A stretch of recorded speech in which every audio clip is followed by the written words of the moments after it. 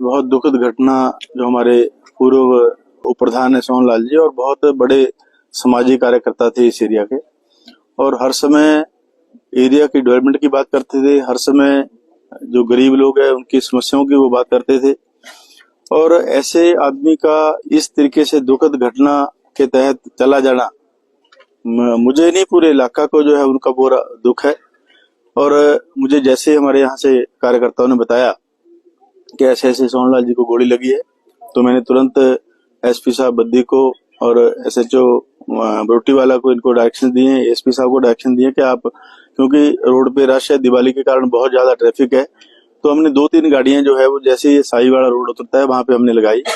और बद्दी में हमारे जो बीएमओ साहब को मैंने डायरेक्शन दिया कि आप अपनी टीम तैयार रखें। एक डॉक्टर की टीम हमने वहां सिक्का के पास खड़ी की, और जैसे ही सोहनलाल जी को एस्कॉर्ट करके वहां ले जाया गया तो उनको फर्स्ट एड देने के बाद एसएचओ साहब ने पूछा उनको कि किसने गोली मारी, तो उसने नाम लिया कि रघुवीर सिंह के बेटे सुरेश ने मुझे गोली मारी। वो डाइंग डिक्लेरेशन है, उसके तहत मुझे नहीं लगता कि जो अक्यूज्ड है वो बच पाएंगे, उनको सजा निश्चित तौर पे होगी। और अभी हम लोग साई में लोगों से बात कर रहे हैं, हमारे पास आई विटनेस भी सामने आए हैं जिन्होंने इनको गोली मार के भागते हुए देखा है। और उसके बाद यहाँ पे कोई गैंग के तौर पे 5-7 मोटरसाइकिल पे लोग उनके साथ थे, इकट्ठा थे, और वो अलग अलग रास्तों से गए।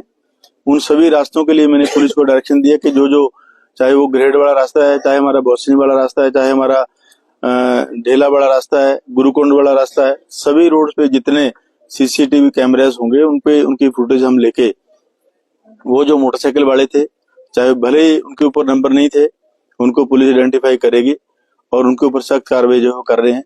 और इसके अलावा गोली मारने के साथ साथ जो उसके साथ लोग थे उनको भी इस केस में इन्वॉल्व किया जाएगा 120 बी में, क्योंकि एक साजिश के तहत जो है वो सोहनलाल जी को मारा गया है। और उसमें अकेला सोहनलाल नहीं, उसके परिवार के लोग भी हैं, उसके कोई रिश्तेदार भी होते हैं, वो इन्वेस्टिगेशन का पार्ट है। पुलिस एसपी साहब, हमारे एडिशनल एसपी साहब, एसएसओ साहब, पूरी टीम जो है वो बड़ी बारीकी से जो है इसमें तफ्तीश कर रही है। और परिवार की मांग है कि जल्द से जल्द अरेस्ट हो, और हमने टीमें लगाई हैं। आज एसपी साहब की स्टेटमेंट भी आ गई कि जो भी आदमी उनको पनाह देगा, पनाह देने वाले के ऊपर भी सख्त कार्रवाई जो है पुलिस करेगी, और उनके ऊपर भी अलग से मुकदमा दर्ज किया जाएगा, उनके ऊपर भी केस चलाया जाएगा, और उनको भी इस केस से जो है वो इन्वॉल्व किया जाएगा अगर किसी ने इसमें पनाह दी। तो मेरा सभी इलाका वासियों से, जहां जहां उसके रिश्तेदार, उनसे भी निवेदन रहेगा कि कोई भी आदमी सुरेश और उसके परिवार को पनाह ना दे, और अगर वो देंगे तो वो भी कानूनन पचड़े में फंसेंगे, तो बेटर है कि उनको अपने घर से निकाल दें ताकि पुलिस की वो गिरफ्त में आए, जल्दी पुलिस उनको अरेस्ट करे। तो मैं हमारे पुलिस स्टाफ से और हमारे पुलिस अधिकारियों से भी निवेदन करूंगा कि इसमें और ज्यादा तेजी करके जो है शीघ्र अतिशीघ्र जो एक्यूज्ड है उनको अरेस्ट करके परिवार वालों को तभी शांति मिलेगी। शांति तब मिलेगी जब उनको सजा होगी, वो लंबा प्रोसीजर है।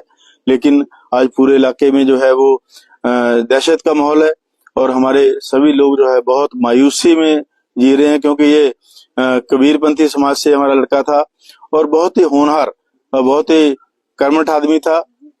तो ऐसे आदमी के चले जाना समाज के लिए तो घाटा है ही, हमारी पार्टी को भी इसमें घाटा है, क्योंकि ये पार्टी का सक्रिय कार्यकर्ता भी था। तो मैं अपनी तरफ से उनको श्रद्धांजलि भी अर्पित करता हूँ, और परिवार को मैं आश्वासन देना चाहता हूँ कि सरकार उनके साथ है, पुलिस प्रशासन उनके साथ है, मैं उनके साथ हूँ।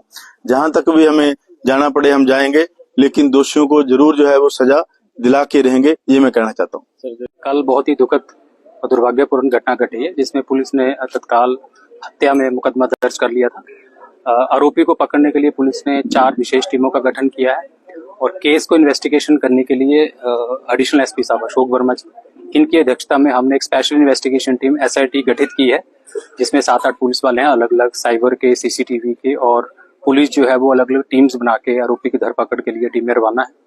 इसके साथ ही साथ हमने SC/ST एक्ट, जो कि बहुत ही स्ट्रिंजेंट कानून है, बहुत ही सख्त धारा है, वो सख्त धाराएं भी हमने SC/ST एक्ट की लगाई है, और जो भी इस कृत्य में इस आरोपी के अलावा शामिल होंगे उनके खिलाफ भी पुलिस जो है वो सख्त कार्रवाई करेगी।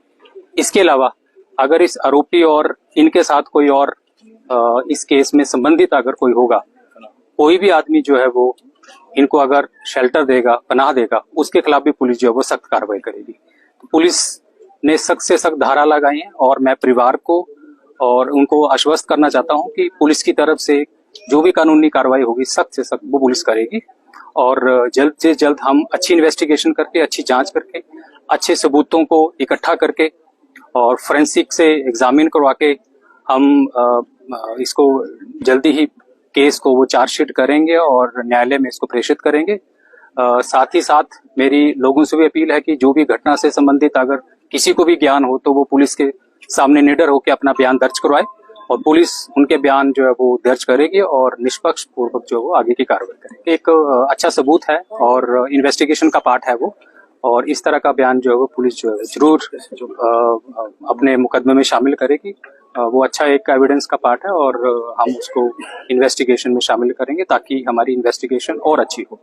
बहुत सारे इश्यूज हैं, नशे का हर जगह नशे का केसेस कंप्लेंट्स हमारे पास आती है, पुलिस एक्शन भी लेती है, लोग उसमें कंप्लेंट्स भी करते हैं, हम इन्फॉर्मेशन भी देते हैं कि फलानी जगह नशा दिख रहा है। पुलिस अपने लेवल पे काम कर रही है और जो वर्धमान चौकी का आपने जो मुद्दा उठाया है वो जल्दी ही जल्दी हम विद इन 15-20 डेज जो है वो माननीय विधायक जी के साथ बैठ के जो है वो वर्धमान चौकी को स्टार्ट करेंगे और लोगों को, ताकि उस एरिया के लोगों को थोड़ा सा रिलीफ मिले और पुलिस का रिस्पांस टाइम जो है वो कम हो।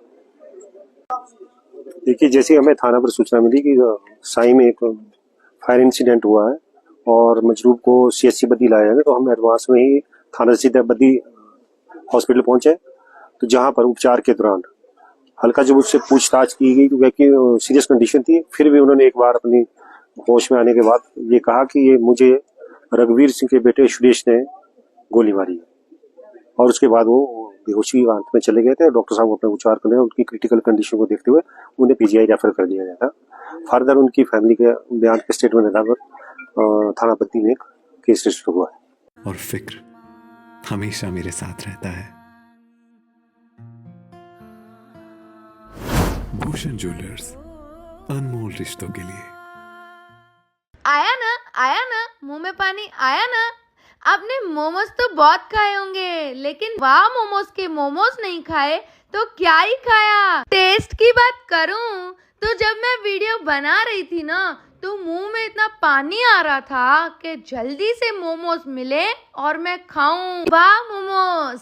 कालका शिमला हाईवे पर एक ऐसी जगह जहां का खाना और स्वीट्स दोनों ही आजकल काफी वायरल हो रहे हैं। नाम है विनायकम, जहां आपको full course meals, bake delights and 70 से भी ज्यादा स्वीट्स की वैरायटीज एक ही छत के नीचे मिलती है। हमने यहाँ ट्राई किया कढ़ाई पनीर और दाल मखनी। टेस्ट बिल्कुल लाजवाब था, perfectly spiced and rich in flavours. सच में इस टेस्ट को मैं कभी भूल नहीं सकता। खाने के बाद हमने ली रसमलाई और भाई सच कहूँ तो इतनी सॉफ्ट और क्रीमी थी कि बस खाते ही मुंह से बाहर निकल गया। आप भी यहाँ की रसमलाई एक बार जरूर ट्राई करना। और जब पता चला कि यहाँ 70 से भी ज्यादा स्वीट्स की वैरायटीज मिलती हैं तो कैसे ना ट्राई करते। हर स्वीट में अलग ही स्वाद था, एकदम फ्रेश एंड फ्लेवरफुल। यहाँ इंडिया के हर कोने से कारीगर बुलाए गए हैं ताकि हर स्टेट की स्पेशलिटी आपको यहाँ मिल सके और टेस्ट में भी ऑथेंटिसिटी एंड क्वालिटी दोनों क्लियरली महसूस होती है। विनायकम स्वीट्स एंड रेस्टोरेंट आपको कालका शिमला हाईवे पर सोलन से थोड़ा आगे सोलोगड़ा में मिल जाएगा। अगर कभी शिमला जा रहे हो और कुछ अच्छा खाने का दिल करे तो इस जगह को बिल्कुल भी मिस मत करना।